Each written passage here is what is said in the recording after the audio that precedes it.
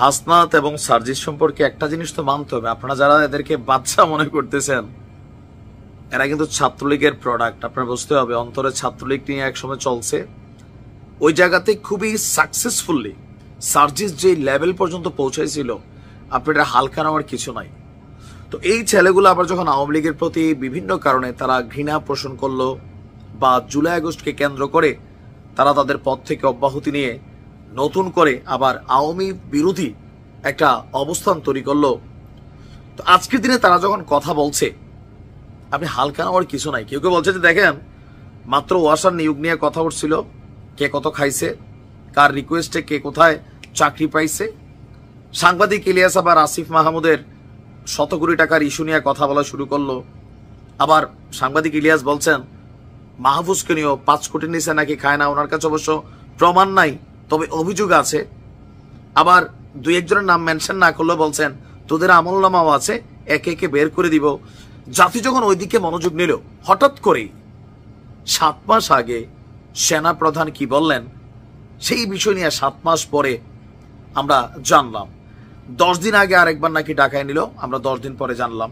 এখন মানুষের মধ্যে নানান পারসেপশন আছে, কেউ বলছে পুরা এদের প্রতি যে দুর্নীতির ইস্যু টিস্যু বা বিভিন্ন বিষয়ে যখন কথা উঠছে ফান্ডিং কই পাচ্ছ, তখন পুরা জাতির কনসেন্ট্রেশন ঘুরাই দিছে। আবার কেউ কেউ বলছে যে না, সেনাবাহিনী আওয়ামী লীগকে সহযোগিতা করতে চাইছিল, সেই জন্য এরা এখন এগুলো বলতেছে। হয়তো কোথাও না কোথাও টান পড়ছে, সাম আওয়ামী লীগকে পুনর্বাসন করা নিয়ে নানান দেশি বিদেশি বক্তব্য থাকতে পারে, আমরা আসলে কারটা বিশ্বাস করব। যাই হোক, এবার একের পর এক মন্তব্য করে যাচ্ছে হাসনাত আব্দুল্লাহ সেনাবাহিনীকে নিয়ে। দেখেন আমি আবারও বলি, কোন একজন ব্যক্তি হয়তো বা খারাপ হইতে পারে, কিন্তু আপনি পুরা বাহিনী নিয়ে যখন কথা বলছেন হাসনাত, আমি আপনাকে সাপোর্ট করতে পারলাম না।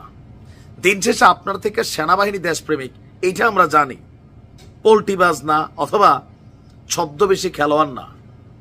সেনাবাহিনী যখন সিদ্ধান্ত নিয়েছিল 4ই আগস্ট সম্ভবত, না জানি 3ই আগস্ট, তারপরে তারা দেশের টানে জনগণের পাশে কিন্তু শেখ হাসিনাকে পল্টি দিছিল।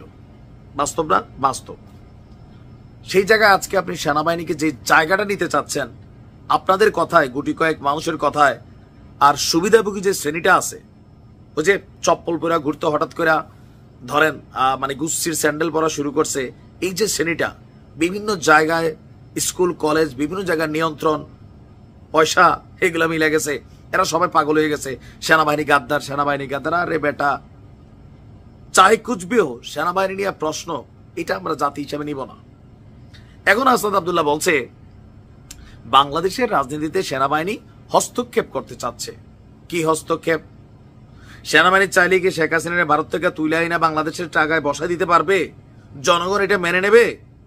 তাহলে সেনাবাহিনী কিসের হস্তক্ষেপ চাচ্ছে, মানে কোন জায়গায় হস্তক্ষেপ করতে চাচ্ছে? হাসনাত বলছেন যে গতকালকে যে দেশের ভবিষ্যৎ কোন দিকে যাবে তার রাজনীতিবিদরাই নির্ধারণ করবে। তো ছাড়ো রাজনীতিবিদদের উপর, রাজনীতিবিদদের কাজ পর্যন্ত যাওয়ার জন্য তো নির্বাচন দরকার। কেউ কেউ বলছেন যে টোটাল আপনার এই খেলাগুলার মূল মেইন হচ্ছে নির্বাচনকে আরো পিছানো, এদের রাজনৈতিক দলটা গোছানো। কারণ এদের দলের ইস্যু নিয়ে গত 2 দিন আগে নাহিদ পটুয়াখালী থেকে ভাই এক ধরনের নিজেদের দলীয় কর্মীদের হাতেই অল্পের জন্য রক্ষা পেয়ে গেছে। বিভিন্ন জায়গায় আর এরকম কিন্তু হচ্ছে। পুরা জাতির কনসেন্ট্রেশন, দেশপ্রেমিক ক্যাপ্টেন বাংলাদেশ, সবগুলো আওয়ামী লীগের প্রোডাক্ট। বুঝতে হবে, এখন নাই, এখন ঘৃণা করে, but build in Awami League কিন্তু এরা। হালকা নামার কিছু নাই। তবে আমি মনে করি সেনাবাহিনী নিয়ে যে কোনো বক্তব্য দিতে লাগামহীন বক্তব্য দিও না, এটা রাজনীতিবিদদের বিষয় না।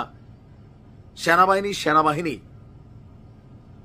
বিভিন্ন সময় বিভিন্ন কারণে 2-1 জন কতিপয় অফিসার হয়তোবা ভুল সিদ্ধান্ত নিতে পারে, কিন্তু আমরা দেখেছি এই জুলাই আগস্টে সেনাবাহিনীর ভূমিকা সর্বশেষ দিকে করছে। তো এই কারণে তোমরা 7 মাস ধরে আজকে ক্ষমতা এনজয় করতেছ। সেনাবাহিনী নিয়ে কোনো ধরনের অপব্যাখ্যা, অপপ্রচার আমরা এটাকে সমর্থন করি না। ভালো থাকুন।